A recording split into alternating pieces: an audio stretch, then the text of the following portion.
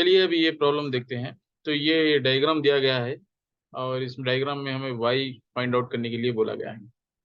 तो चलिए देखते हैं इसको कैसे सॉल्व कर सकते हैं। तो यहाँ पे दो पैरेलल लाइंस है। ये क्वेश्चन में बोला गया है कि ए बी और सी डी पैरेलल लाइन है। ये मैंने कंप्लीट नहीं लिखा क्वेश्चन। तो ये एंगल y कितना है ये हमें फाइंड करना है, ये एंगल। तो ये फिगर एक्चुअली एज सच थोड़ा डिफिकल्ट दिखता है करने के लिए, मगर एक्चुअली है बहुत इजीली। लेट अस सी हम इसको कैसा करेंगे। सो पहला अप्रोच हम क्या फॉलो करेंगे कि तो ये जो लाइन यहाँ पे दी गई है, ये बी एम, ये पॉइंट एम है, ये लाइन को हम एक्सटेंड कर देंगे। और ये जो लाइन है डी एम की लाइन को भी हम एक्सटेंड कर देंगे।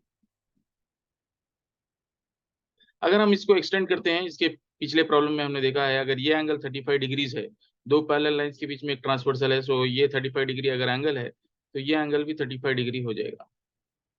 और ये 75 डिग्री अगर ये एंगल है तो ये एंगल भी 75 डिग्री हो जाएगा। इससे most of our problem solve हो गया है।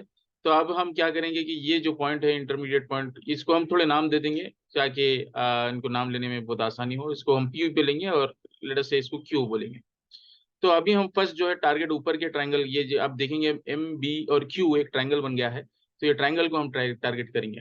Okay, so from triangle M B Q.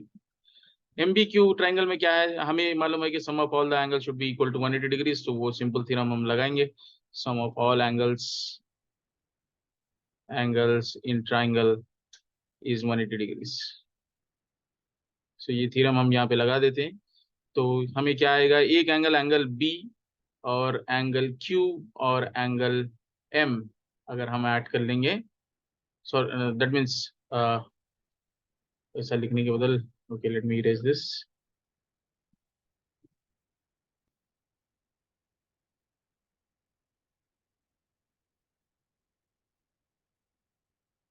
हाँ, तो इसका मतलब एंगल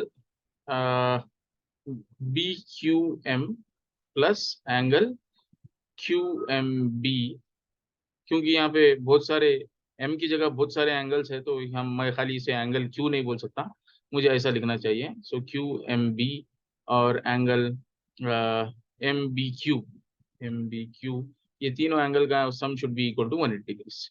तो ये हम बोलेंगे कि Q M B sorry B Q M angle जो है 75 डिग्रीज है, और क्यू एम बी एंगल हमें नहीं मालूम, सो लेट अस अज्यूम ये एक्स है, तो X degrees plus M B Q angle 35 degrees है।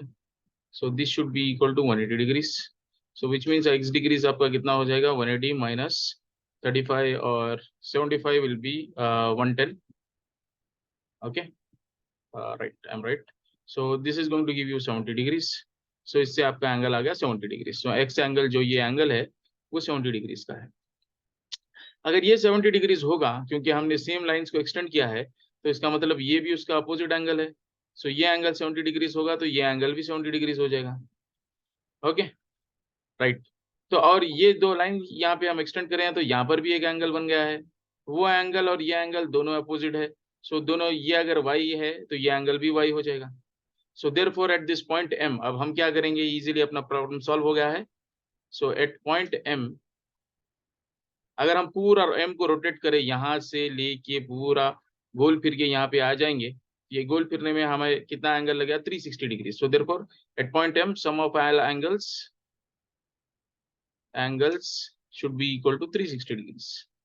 सो इसे हम 360 बनाएंगे, थोड़ा ऊपर ड्रैग कर लेता हूँ, राइट। तो यहाँ पे एंगल्स कौन से आप देखेंगे, इसमें एक एंगल y है, दूसरा 70 है, तीसरा y है, फिर 70 है। सो यहाँ पे जो है एंगल्स कौन से आपके पास, y plus 70 degrees plus y plus 70 degrees, इन सब का sum should be equal to 360 degrees.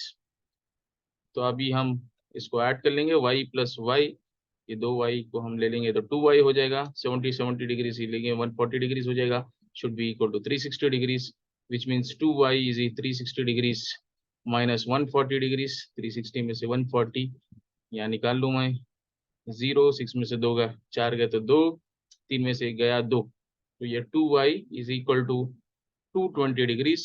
इसका मतलब y होगा 220 degrees by 2 which is 110 degrees. ये आ गया आपका आंसर। सो ये y जो ये क्वेश्चन में पूछा गया है that is 110 degrees. Okay, hope you have like this problem. Thank you.